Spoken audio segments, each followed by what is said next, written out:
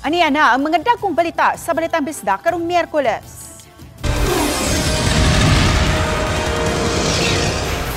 Disqualification case batok kang Cebu Governor Pamela Baricuatro gibasura sa COMELEC First Division. Ug binuhing iro sa lalaking miluwas sa biktima sa baha atol sa Bagyong Tino nabalik na sa iyang fur parent. Kini ang GMA Regional TV Balitang Bisdak. Maayong hapon, ako si Cecil Kibod Castro. Mag-inahang 4 ka oras nga nagkapyot sa haligi sa ilang panimay samtang ang ilang padre di pamilya nagpatong usab sa punuan sa Madre di Cacao dihang gisanapan sa dakong baha ang ilang panimay mihulagway nga usa ka dakong grasya sa Dios nga way ni usa kanila ang nakalas. Kini ang RTV Presents ni Luan Rondina. Mahulagway nga usa ka paraiso ang panimay sa Banay Iray sa Barangay Kantuod, lungsod sa Balamban. Nahimutang kini sulod sa ilang 5 ka ektaryang farm nga adunay klase-klaseng mga prutas, utanon ug mga binuhing hayop. Apan ang napundar sa ilang pamilya sud sa pipila ka katuigan gibanlas lang sa hilabihang kadako nga pagbaha nga wa nila damhang mahitabo. Matod ni Rave Brian, duol sila sa duha ka mga sapa. Ang sapang gamay ug sapang dako. Nakasinati na usab sila kaniadto og mga pagbaha apan kini ang unang higayon nga halos nalapawan na ang ilang panimay tungod sa kataas sa tubig. Ug kay parehong miawas ang duha ka mga sapa, lakip na ang usa ka creek, daw nagbawd-bawd ang tubig nga paspas kaayong nisanap sa tibok nilang propiedad. Nangandam nga atong pangandam dapat taas-taas gamay sa Bagyong Basyang, na kuso-kuso gamay sa Bagyong Odette, pero wa jud may magdahom nga ang tubig. Ang among gisaka nga tagatuhod lang kutob, lapas pa dahil sa tao diri sa sud sa balay. Pwede na gimitanan among mga gamit saka na taas na jud kayo among patungan pero giabot pa jud sa tubig. Grabe jud ang tubig ron, ma'am. Kusog kayo pag sud na diri sa tubig sa pultahan giguba dai ni rumbo na pag sud sa tubig diri tanala katag-katag tanan dito gamit namo. Nahipos hinuon nilang daan ang ilang mga gadgets, lakip na ang ilang mga importanteng dokumento dito sa ilang balcony. Apan ang uban pa nila mga mahalong gamit, wa na masalbar tungod sa kapaspas sa panghitabo. Gani ang ilang padre di pamilya nga nisway paunta paghipo sa ilang mga binuhing baka na abdan sa dakong baha ug naningkamot na lang siyang magkakatkat sa punuan sa Madre di Cacao. Nasugatan ginako ang bulog. Moto nga dako naman kay bulog akong suwat. Paslanting akong langoy. Abot ako mga alas 10 na pasado balay, dito kuning agi, nilipot ko. Pertintiyaba tao nila, kinagtuo sila na missing ko. Ang Ginoo ra hibaw. Samtang si Brian, nagakos sa iyang inahan ug manghud babay, samtang nagkapyut sila sa usa ka haligi sa ilang balay. Samtang padayon silang giduso sa mga gapnod ug kahoy nga nangaanod. Otruad baro pa ko dere. Si mama nag-ana, ako manghod kay nag-ana dere. Nga ako kay nasa ko dere sa taas, kupot ko mayo, hasta akong uwa, akong gilak niya. Akong giklikpan sa ako ang tiil. Na, ang tubig dere kay ani. Kay kusugod kayo, kay mag-anak pa man. Pasado alas 5 sa kadlaw niadtong Nobyembre 4, nagsugod pagsanap ang baha sa tibok nilang propiedad. Ug nisugod lang kini paglurang pagkapasado alas 10 na sa buntag. Taliwa sa mapait nilang kasinatian, ang kamaayo sa Ginoo lang gihapon ang ilang nalitok. Gani milagrong wa na banlas ang mga imahen sa mahal nga Berhen ug ni Hesukristo. Partigan ma'am ay lang wala na mi sa kuan gud atong panahon na. Wala na sa raw na ba pero ano gyapon Ginoo ra gyapon tanan. Mara kita wala na lang ma'am, madami sa mga punta importante nga naan. Kompleto mi. Matod ni Balamban Mayor Amos Cabahog, samtang gibahaan usab ang halos tanang barangay sa ilang lungsod, ang Barangay Kantuod ug Barangay Nangka gayud ang nakasinati og grabing pagkagusbat. Sa Barangay Nangka, 2,070 ka pamilya ang apektado, samtang 1,400 ang pamilya usab nga apektado sa Barangay Kantuod. Gani sa among pagsusi sa gitawag nilang sa panggamay, nasaksihan namo ang dakong kadaot nga namugna sa pagbaha. Kining akong gibarugan karon kabahin kini sa giabono nga mga graba dihang gitrabaho ang revetment wall ni ining maong sapa. Apan dihang miigo ang Bagyong Tino, niawas ang tubig sa sapa ug nabanlas ang dakong parte ni ining giabono nga mga graba, gani kana na lang ang nahabilin. Sa pagkakaroon, wala pa sila'y data sa danyos sa mga istruktura nga nagusbat, kay puliki pa sila sa clearing ug relief operations. Wala mi gipili basta makount lang siya sa every household, makount lang sa barangay, wag gyud mi pilion, hatag tanan, wala gyud mi gitago. Kay open ang among mga kuan sa donors. Usa-usab ang lungsod sa Balamban nga nakatala og labing daghang patay. Sa 14 nga nakalas, 11 niini ang na-identify na, samtang aduna pay tulo nga wa pa mailhi. Aduna pa usay 15 ka mga individual nga missing pa hangtod karon. Matod ni Mayor Amos, gibasol usab sa mga residente ang nagusbat nga mga flood control project. Sa pagsusi namo sa gitawag nilang sa pangdako, nakita namo nga adunay parte niini nga adunay revetment wall, samtang adunay habig nga wala usab mabutangi matod sa mga residente sa dapit. Kini ang kabahin sa Lusaran River nga konektado sa Lusaran Dam didto sa Cebu City. Apan tuod kay parte na kini sa Balamban, gitawag na nila kini og Combado River. Apan tungod kay wa kini malakip sa flood control project, dihang miigo ang bagyong Tino, niawas ang tubig paingon ngadto sa barangay Nangka. Gani dayag ang kakusog sa tubig sa hitsura karon sa yuta habig sa barangay Nangka. Kita usab ang danyos ngadto sa flood control project. Kay karong tuiga pa lang nakalingkod si Mayor Amos sa katungdanan, kini ang usa sa buot niyang ipasusi. Mo request ko sa province nga ipa-check na ko nga asa ng mga project sa flood control. Unya og kinsay kun sa tong mga kontraktor. Uban ni Cleofer Lumayag, ako si Luan Merondina ug kini ang akong short dokyo. Giila sa Talisay City Government ang mga temporaryo ug permanenteng kabalhinan sa mga biktima sa baha nga nagpuyo sa mga dapit nga gitumbok sa DENR nga no-build zone. Si Femari Dumabok sa report. Gitagbo ni Talisay City Mayor Samsam Gulyas ang mga kapitan sa mga barangay nga grabing naapektuhan sa baha. Sugod pa lang sa barangay Lagtang, Lawaan 3, Tabunok, San Isidro, Lawaan 2, Mohon. Lakip na ang mga barangay sa Biasong ug Dumlog. Uban na ang nangulo sa Local Housing Board sa Talisay City ug ABC President. Diin gisgutan nga sa barangay Kandulawan aduna sila nakit-an nga kapin sa usa ka hektaryang luna nga mahimong permanenteng matukuran og mga panimay. Sa mga di nakabalik pagtukod sa ilang panimay diha daplin sa sapa. Atuan nang gipamit sa Local Housing Office ang mga ma-affected residents sa giingon sa National na No-Build Zone. Nakakita na ta og 2 relocation sites na pwede nila. Ang usa will be permanent. Pwede na sila mo stay dito, then ikahuman pwede na sila mo build dito, and kanang in the future mo data-data na sila. Ang sa Kandulawan. Uganao sablo na diha sa barangay Biasong diin mahimong temporaryong istaran sa libuan ka mga apektadong pamilya. Matod ni Mayor Samsam Gulyas nga magtukod sila og 10 cities sa maong dapit. We decided now that we will coordinate with the SWD para maghimog 10 city and DSUD para maghimo sila itong mga smart homes para katong mga container van para makapabalhin na ta nila ug malimpyo na nina area kanina daplin sa sapa kani ato ang gitanaw karon.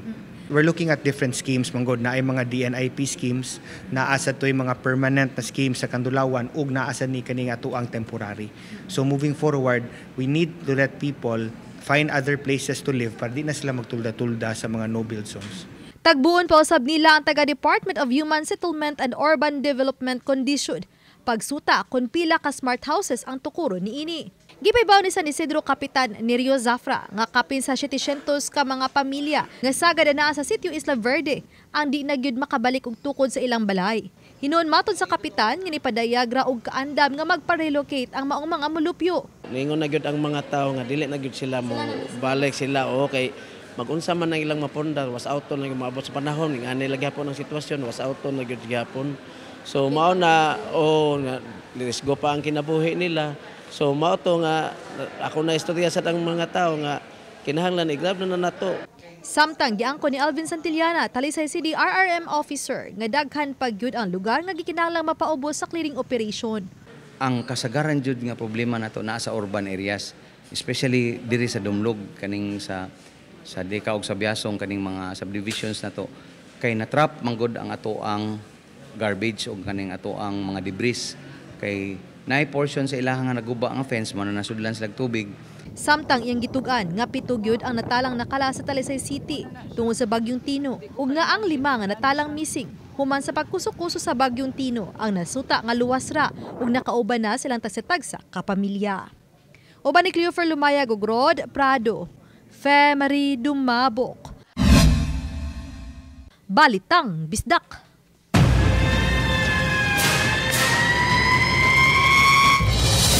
Nasunog kagabi ang laboratory sa Negros Oriental Provincial Hospital. Pipila ka mga pasyente sa Pedia Department, gipaagi na lang sa bintana. Ang detalye sa report ni Orchids Lapingkaw.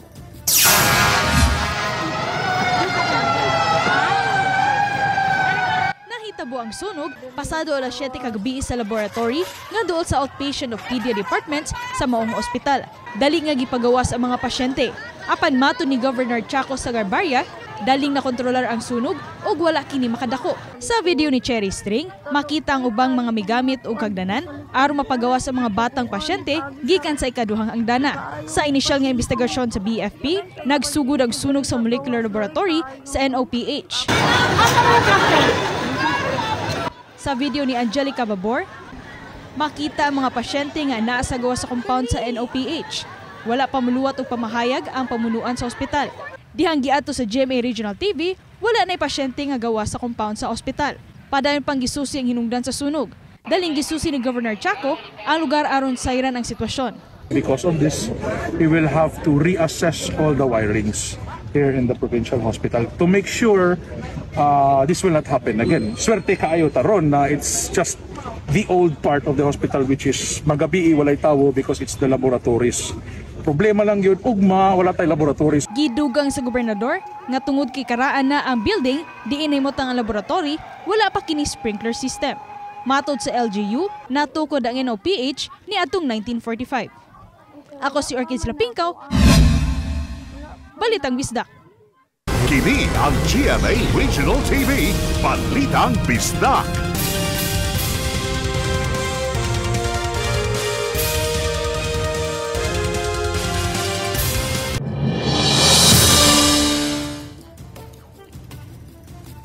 Cash for Work program iimplementar sa Mandawi City para mapadali pa ang pagpalimpyo sa lain-laing dapit sa dakbayan nga apektado sa halapad nga pagbaha. Giba na ba ng kapin sa 1,000 ka mga tao ang patrabahoon? Atong sayran sa live report ni Nico Sereno. Nico? Ses aminado sila diya sa Mandawi nga daghan pagyud kaayo og limpyohonon kapin sa 2 ka semana human mahitabo ang bagyo ug baha.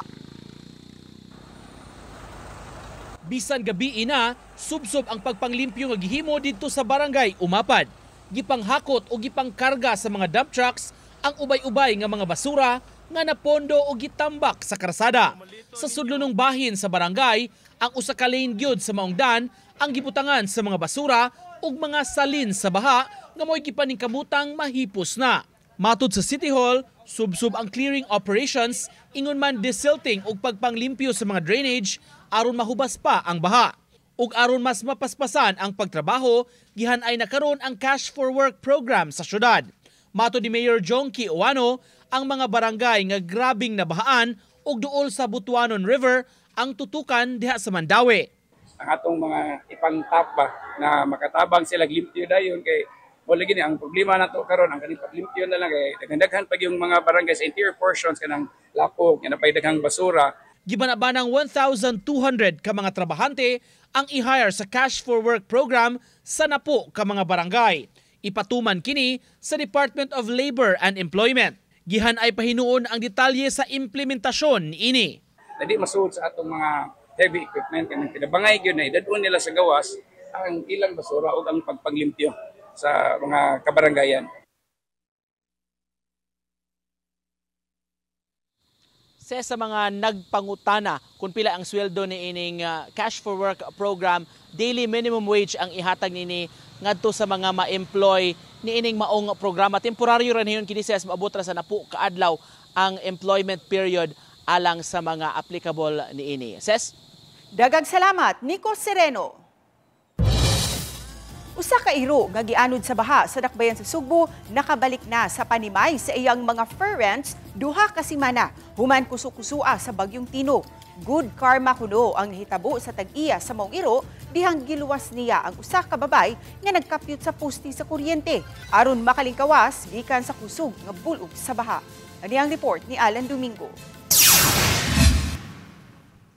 Way kabutangan ang kalipay ni Emmanuel Llenos dihang nakita og balik ang aspin nga si Heaven nga nibalik sa ilahang balay sa Villa del Rio sa Barangay Bakayan, Cebu City. Matod ni Emmanuel, nga wa na nila madala si Heaven dihang mibulog na ang kusog nga baha niadtong Nobyembre 4 tungod sa kalisod niya ug sa iyang asawa sa pagsaka sa 3rd floor sa Panimay sa ilang silingan samtang gakugos usab sa uban pa mga gagmay nilang iro. Dihang mihubas-hubas na ang baha, wa na nila makit-i si Heaven maong dili mahulagway ang ilang kaguol sa pagkahanaw sa ilang iro. Namasin silang adunay makakita kang Heaven maong nagpost sila sa social media sa pagkawagtang nini. Milagro kayo mo't asa nagikan, duwa naman kasi mana. Wag ni kaon-kaon siguro magbakuha mo ko pagkaon. Mibalhin ang pamilya ni Manuel sa laing lugar dihang nagbilin og dakong danyos ang baha sa ilahang Panimay apan padayon silang nangita kang Heaven. Gibalikan nila ang ilahang balay sa duha ka higayon apan wa na nila ikita ang iro. Sa ikatulong higayon, mibalik si Manuel sa gibahaan nilang balay alang sa interview sa GMA Regional TV. Ug dito na, gaatang si Heaven nga grabe kaayong nahinangop diha nakita niya ang iyang amo. Feel so relieved sir na nakita ni. Lipay kayo, way ako na kung kalipay bagay. Mo ba ni siya inahan sa among mga iro? Never lose your faith ni Lord. Ako ato, yan na ko sa kuna-una. Ikaw na bahala, Lord. Ang nahitabo, mapakasama ni Manuel nga usa ka good karma. Dihang giluwas niya ang usa ka babae nga mikatkat sa postes kuryente aron makalikay gikan sa nagdahunog nga bulog sa baha nga misod silang subdivision. Matod ni Manuel nga dili siya ka maumulangoy apan tungod sa pagpangayo ug tabang sa babae ug sa kabalaka nga makuryentehan siya, napugos siya sa pagluwas niini. Giangkon ni Manuel nga nagilty siya ni antong panahona tungod kay nangayo sa pagkitabang iyang 74 anyos nga inahan ug ang iyang anak nga nagpuyo sa laing balay sulod sa ilahang subdivision. Wa siya nahimo tungod kay dili man usab siya makaako nga talikdan ang babae nga nangayo og tabang. Gitugyan na lang niya sa kahitasan ang tanan ug may na lang nga gidungog sa Dios ang iyang pag-ampo. Luwas ra ang iyang inahan ug anak. Very emotional lagi ko ato sir kay kanang ingko ba paitay din ako maluwas akong mama niya, galuwas sa subang tao. Grabe kayo niya. Ingko di po na ako binibayaan ng babae, kay luoy kayo. Kauban si Clover Lumayag, ako si Alan Domingo. Balitang Bisdak. Matanaw na sa mga sinihan lukop nasod ang KMJS Gabi ng Lagim the Movie karong November 26, 2025. Gibasi sa tinuod nga istorya sa kinabuhi ang tulo ka hugna sa maong salida ug usa na niini ang pokong nga gikan sa usa ka folklore sa Indonesia.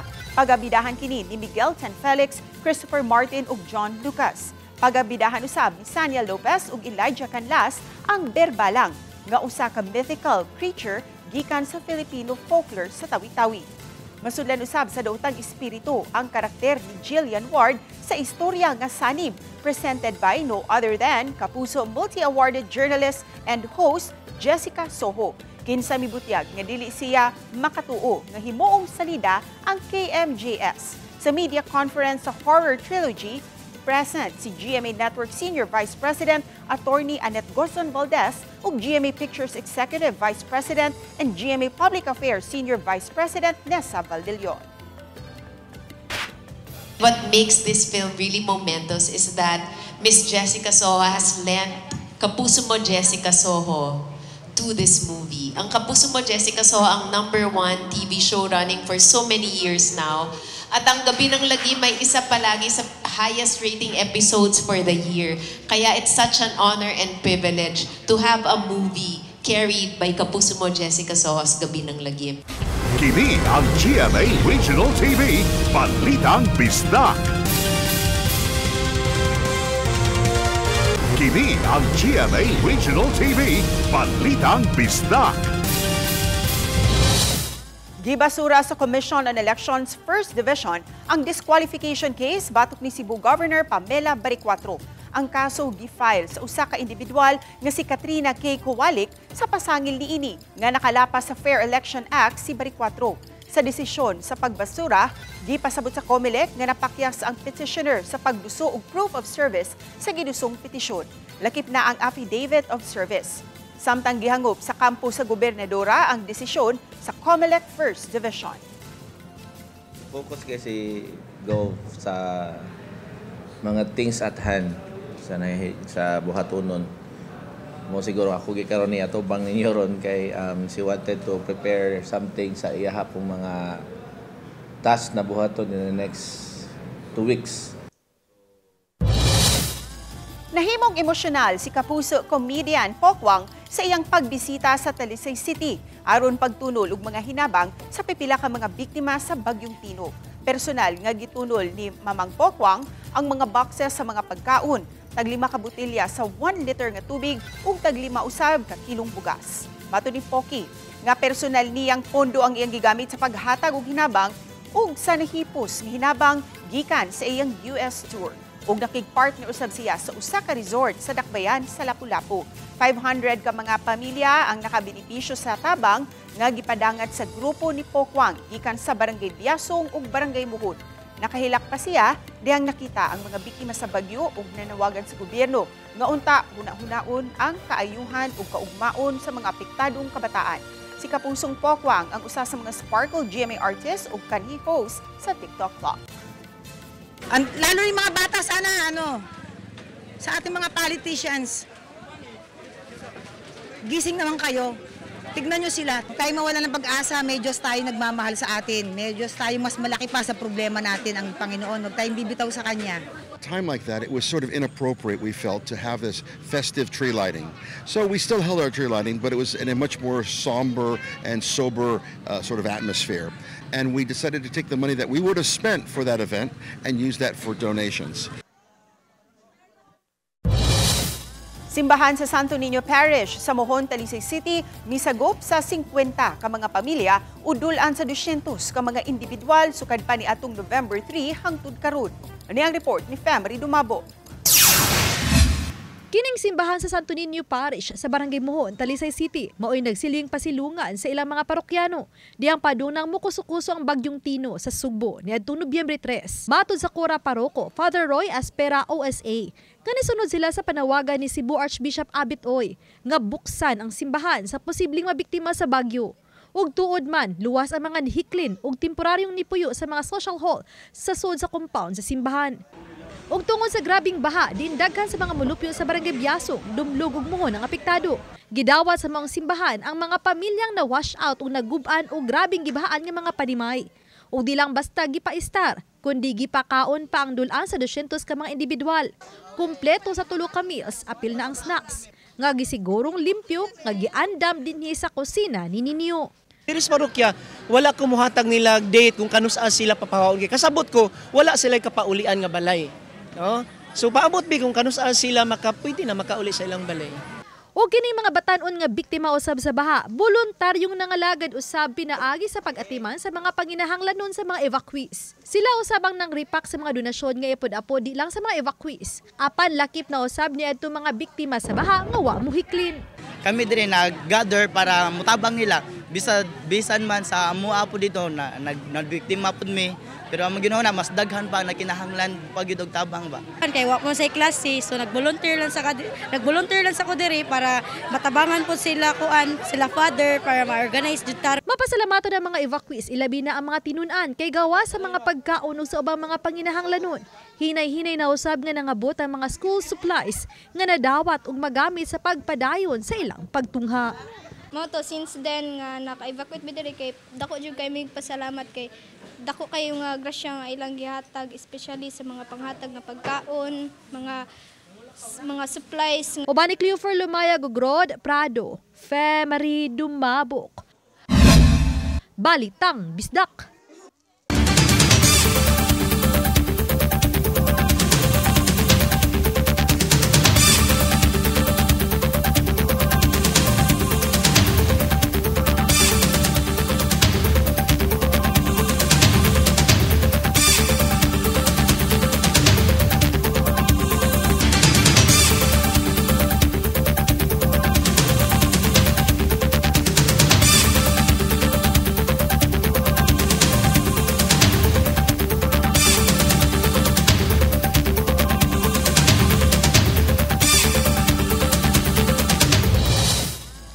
Naaprubahan na sa ikaduhang pagbasa ang Bohol African Swine Fever kun ASF Policy Strengthening Ordinance of 2025.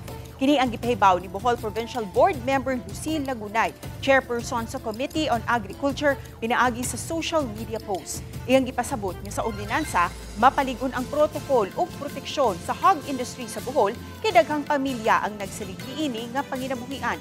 Ma-regulate usab niini ang pagsulod og gawas sa mga buhing baboy ug mga karne. Kinahanglan nga adunay insaktong dokumento o biosecurity requirements gikan sa hog merchants, transporters ug consumers. Pinaagi sa ordinansa, mas siguro ang kaluwasan sa komunidad batok sa ASF. Miabot sa 41 ka mga pamilya ang apektado sa nahitabong sunog sa Zone 1 sa Barangay Buaya, Lapu-Lapu City niadtong Lunes sa buntag. Ang gym sa barangay ang nagsilbi nilang temporary evacuation center sukad kagahapon. Giapura na sila og hot meals ug ready-to-eat food packs. Samtang may gipanghatag usab ang Lapu-Lapu City DRRMO nga mga food and non-food items nga ilang magamit.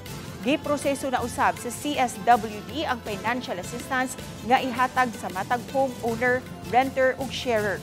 Sa kinatibukan, 24 ka mga panimay ang hingpit nga naugdaw sa maong kayo, samtang siyam ang partially damaged. Ang syudad mohatag og financial assistance para sa ato ang homeowners o sharer, no, o renters. Dugag mga kagamitan na dawat sa Mandawi City Hospital nga magamit kaayo sa ilang operasyon. Gihimo ang turnover sa dugang mga equipment alang sa ilang laboratorio. Gihimo ang donasyon gikan sa mga local officials sa syudad nga gitugyan sa ospital ug gisaksihan usab sa regional director sa DOH. Lakip sa gi-turnover ang 10 million pesos gikan sa pondo sa Kongreso paingon sa City Hospital. Alang kini sa Medical Assistance for Indigent and Financially Incapacitated Patients Program para maabagahan sa ilang hospital bill. We want to ensure that there is accessible and quality healthcare for every Mandawihanon and within which. Siguro dapat lang naman nga we have already to upgrade, especially that our the constituents of Mandawi City is growing. Nindot kayo ni siya ng mga machines. It's actually an upgrade of what we have already. And then at the same time, pwede sa nato siya nga maulos-ulos.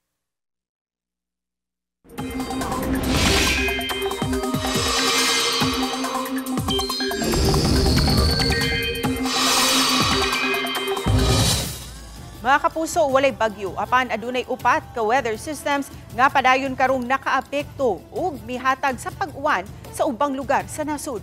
Gawas sa Intertropical Convergence Zone o ITCZ, padayon gihapong nagpasulabi ang amihan ug easterlies ug shearline. Subay sa rainfall forecast sa Metro Weather, adunay kahigayunan nga uwanon ang ubang lugar sa Samar Provinces, Leyte, lakip na ang ubang lugar sa Sugbo ug Bohol. Adunay kahigayunan nga uwanon usab ang ubang lugar sa nasud. Suspendido ang klase sa mga pampublikong eskwelahan sa Lapu-Lapu City ug Adlaw, November 20. Suspendido usab ang trabaho sa Lapu-Lapu City Government. Sa gipagawas nga executive order ni Mayor Cindy King Chan, iyang ipasabot nga gipanlantawan sa city government ang pagdagsa sa daghang mga tawo ug Adlaw subay sa bispiras sa kapistahan sa Birhen sa Regla ug aron mahatagan og higayunan ang mga uponganon nga makapadayag sa ilang debosyon ngadto sa Birhen sa Regla ug masiguro usab ang public order and safety. Hinungdan sa pagpatuman sa pagsuspenso sa klase. Hinuon gihatagan og katungod ang mga private schools kung mupatuman ba usab sila sa suspension of classes ug mga adlaw. Samtang magpabiling gihapong bukas ang mga frontline services office ug mupatuman og skeletal workforce aron masiguro nga mapadayon ang pagdangat sa mga essential communication, bayad ug application. Kami ang GMA Regional TV Balitang Bisdak. Kinatibukang pwersa alang sa mas dakong misyon ug mas halapad nga pag-alagad sa nasod. Mga kapuso, 36 days ago na lang ug Pasko na. Mayong hapon kanatong tanan.